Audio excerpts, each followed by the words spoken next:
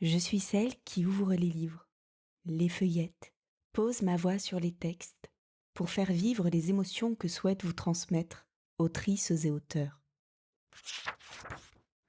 Déjeuner en paix. Extrait du livre de Charlotte Cabri. À ma mère, à ma sœur, à toutes les femmes qui perdent leur temps à se juger les unes les autres, mais surtout à se juger elles-mêmes. Je n'ai rien dit aujourd'hui. Il est midi passé. Je n'ai pas encore prononcé un seul mot. Pas un seul son. Hier non plus d'ailleurs. Je ne sais pas à qui je vais parler en premier au cours de cette journée, ou si je vais parler tout court. J'ai peur que ma voix soit bizarre, endormie, enrouée. Et si, à force de ne pas m'en servir, je la perdais comme la petite sirène. Mais contrairement à Ariel, moi, j'aurai toujours mes deux jambes, pas une queue de poisson. D'ailleurs, ça ne l'a pas empêché de trouver un homme. Je pense même que celui-ci est tombé amoureux de la petite sirène parce qu'elle ne parlait pas. Justement, il s'est dit « Ok, ma fiancée est moitié femme, moitié poisson, mais au moins elle ferme sa gueule. » D'habitude, je suis plutôt bavarde. Mais pour être bavarde, il faut avoir une personne à qui parler, et pour ça, il faut connaître quelqu'un. Et pour connaître quelqu'un, il faut faire des rencontres. Et pour ça, il faut sortir. Donc je sors. J'ai faim. Pour une fois, je ne vais pas manger chez moi. Non, je vais me faire plaisir. Je vais déjeuner au soleil.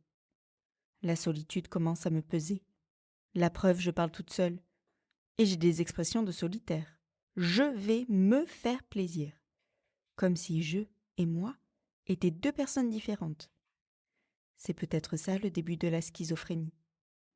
Je ne sais pas si je souffre de troubles de la personnalité. Je sais juste que je suis affamée. Les gens font déjà la queue devant la terrasse. Le serveur prend d'ailleurs un malin plaisir à ne pas les placer tout de suite. Il les regarde patienter d'un air satisfait, comme si tout ce beau monde était là pour lui. Comme s'il avait une sorte de pouvoir sur sa clientèle. Ça doit lui plaire de prendre son temps, d'avoir l'impression de maîtriser quelque chose pour une fois dans sa vie. Je me suis toujours demandé, les gens font-ils la queue parce que le restaurant est extraordinaire ou parce qu'ils voient d'autres énergumènes faire la queue? C'est quand même étrange d'attendre si longtemps simplement pour déjeuner en terrasse. C'est même à la limite du ridicule. Voilà ce que je me dis tout en faisant la queue. En tout cas, moi, je ne sais pas si le restaurant est bon. Je suis juste les autres. J'aurais fait de même si j'avais vu un attroupement devant un poteau. Je n'ai vraiment aucune personnalité. C'est long. J'ai chaud. J'ai faim. J'ai soif. J'ai... C'est pour déjeuner? Combien de personnes? Le serveur m'apostrophe. Une personne, dis-je. Vous attendez quelqu'un? Non, je suis toute seule. Donc vous n'attendez personne. J'ai l'impression que ce dialogue dure une éternité. Je suis seule, certes, mais avant sa petite pique, je ne m'étais pas rendu compte à quel point je l'étais. Pour lui, je suis donc une personne qui n'attend personne. Il aurait pu dire « Vous êtes paumé? Vous n'avez pas d'amis ?» Ça aurait sonné pareil. Il marche très vite, comme s'il cherchait à m'impressionner, à me montrer qu'il connaît mieux les lieux que moi. Je ne vois pas trop l'intérêt, ni la raison de cette précipitation, si ce n'est la queue, mais les autres peuvent bien attendre encore un peu. Quoi qu'il en soit, je le suis bêtement, tout en me cognant maladroitement aux chaises de quelques clients mal placés. Le serveur se dirige maintenant à l'intérieur, puis s'arrête devant une petite table à côté des toilettes. « En fait, je t'explique, connard, ce n'est pas parce que je déjeune seule que j'ai des goûts de merde. » Évidemment, je ne dis rien de tout cela. Une toute petite voix sort de ma bouche. « J'aurais voulu être en terrasse si possible. » Le serveur lève les yeux au ciel. Non seulement elle est seule, mais en plus elle est exigeante. Les gens seuls ne devraient pas être autorisés à manger en terrasse. Les gens seuls devraient rester chez eux. Ou alors, ils devraient la fermer, s'estimer déjà heureux d'avoir la chance de manger près des toilettes. Les gens seuls sont seuls pour une raison, mais cette raison, ils ne la comprennent pas. C'est pour ça qu'ils sont seuls. C'est pour ça qu'ils font chier. C'est ce qu'il doit se dire derrière son sourire hypocrite, derrière son « y a pas de souci ». Ça sonne faux. D'ailleurs, c'est quoi cette expression « y a pas de souci » ? Ben non, il y en a pas. C'est quoi cette façon de montrer à l'autre qu'il pourrait y en avoir ? On marche sur les pieds de quelqu'un ? On s'excuse et l'autre répond « y a pas de souci ». Mais j'espère bien qu'il y en a pas. C'est fou quand même. Enfin, si, il y a un souci. C'est le fait que tu me dises qu'il n'y en a pas justement. C'est ça mon souci. Bref, le serveur m'installe. Je dis m'installe parce que c'est comme ça qu'ils parlent, les serveurs. Je vais vous installer en terrasse. Tu vas surtout redescendre un peu? Installer. C'est un grand mot quand même. Installer. C'est beau, c'est généreux, c'est asseoir quelqu'un. C'est prendre soin de bien faire les choses. C'est peut-être même dresser une belle nappe en ajoutant une corbeille de fruits. C'est ça, installer. Ce n'est pas montrer vulgairement une table du doigt au loin. Je suis en première rangée, presque sur le trottoir. Comme ça, vous verrez passer les passants, me dit-il avant de jeter le menu sur la table. Je me fous de voir passer les gens, moi. Je veux juste déjeuner au soleil. Je ne suis pas parisienne. Je ne pratique pas le matage, sport favori de la capitale qui consiste à juger les passants et à leur inventer une vie. Pardon, pardon. Oh là là, faites un peu attention. Merci. Quelle voix horrible. Mais qui parle si fort? Évidemment une jeune femme à vélo. Elle active sa sonnette pour circuler sur le trottoir et pour que tout le monde lui fasse de la place. Les gens à vélo adorent ça. On dirait qu'ils se lancent le défi de ne jamais poser le pied par terre et préfèrent donc agresser les passants, plutôt que de descendre 2 secondes de leur engin. La fille à vélo a l'air insupportable, mais je dois avouer qu'elle est très belle. On ne le sait pas vraiment parce qu'elle a une frange.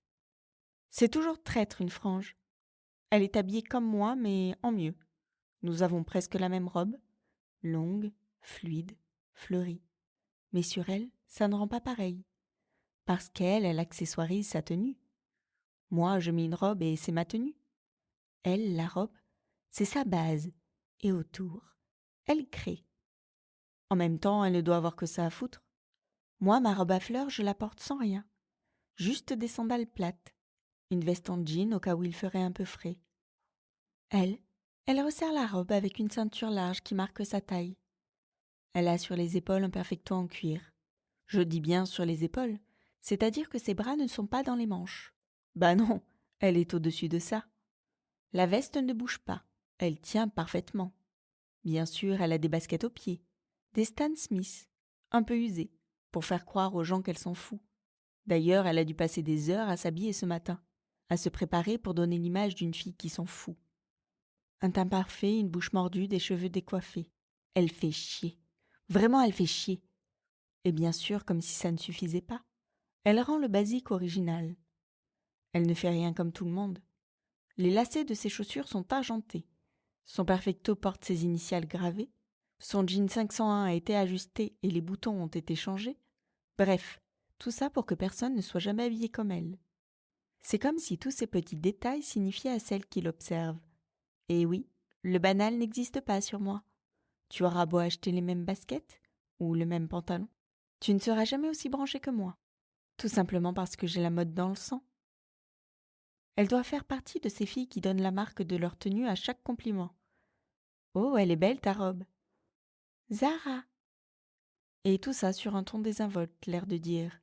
Eh oui, c'est tout simple, mais sur moi, c'est extraordinaire. Pourquoi?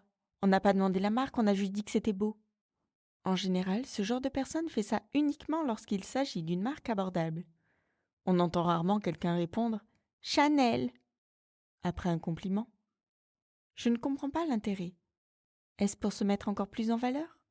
Du genre « Eh oui, je suis habillée en Zara, je suis sublime » ou est-ce pour signifier à l'autre « Toi aussi, tu peux le faire » Ça y est. Elle a garé son vélo. Elle se dirige maintenant vers la terrasse, avec en guise de sac à main un panier en osier. En même temps, il n'y a qu'elle qui puisse porter un panier en osier. Il n'y a que sur des filles comme elle que ça marche. Sur moi, c'est impossible. Avec ma robe à fleurs et un panier, je ressemblerais à Caroline Ingalls qui revient de chez Madame Olson bredouille. Oui, Caroline Ingalls rentrait souvent bredouille de chez Madame Olson, parce que les œufs étaient trop chers. Mais elle gardait le sourire. Charles partait couper du bois. Laura allait trébucher dans la prairie pour la 100e fois. Et tout suivait son cours. Jamais on ne l'a vu se plaindre, Caroline, avec sa capeline et son petit panier. Mais sur la fille à vélo, un panier en osier, ça fait Brigitte Bardot. Finalement, le look belle des champs ne va qu'aux filles des villes. Elle cherche une table en terrasse, mais bien sûr, elle n'attend pas. Elle s'assied directement parce que finalement, ici, c'est un peu sa cantine. Elle doit le répéter constamment d'ailleurs. Je connais la carte par cœur. Non, mais c'est ma cantine, quoi, c'est ma deuxième maison, quoi. Le chef, c'est comme mon frère, quoi. Je suis tellement chez moi que souvent, je mange même dans la cuisine, quoi. Non, mais carrément, quoi. C'est moi, je suis en terrasse comme d'hab. C'est ridicule tout ça. Je t'attends et on parle après? Bisous. Apparemment, c'est important pour elle que toute la terrasse soit au courant. Cette voix un peu cassée qui montre qu'elle a sûrement dû faire la fête toute la nuit. Et puis son air nonchalant quand elle demande la carte. Tout est insoutenable. En même temps, il fallait s'y attendre. Elle se déplace à vélo. Les gens qui se déplacent à vélo se croient supérieurs aux autres. Je ne sais pas pourquoi, mais ils sont toujours très fiers d'eux. Comme s'ils accomplissaient quelque chose d'extraordinaire. Je suis sûre que les gens qui se déplacent à vélo pensent qu'ils sauvent l'humanité. En tout cas, ils ont la conviction que tout le monde devrait faire comme eux. Ils le répètent à longueur de journée. Depuis que je suis à vélo, je gagne un temps fou. Peut-être, mais quel temps ils perdent à dire à tout le monde qu'ils en gagnent. Ça y est, un serveur vient prendre sa commande. Il lui fait la bise, bien sûr. Il porte des répétos. Il doit être photographe pendant son temps libre. C'est la seule excuse valable pour être pieds nus dans des répétos blanches au premier degré. Ça va, mon Pierrot? Je suis venue à vélo. Non, mais c'est dingue à quel point je gagne du temps, quoi.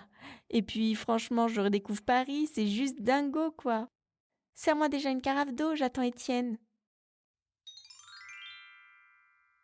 L'extrait est à présent terminé. Je sais, c'est déjà trop tôt. Mais vous pouvez poursuivre la lecture de l'œuvre dans son intégralité grâce au lien en description. Si un texte vous tient à cœur ou si vous dénichez une nouvelle lecture, rendez-vous sur lafeuilleteuse.com. Il est probable que je lise un extrait dans une prochaine émission.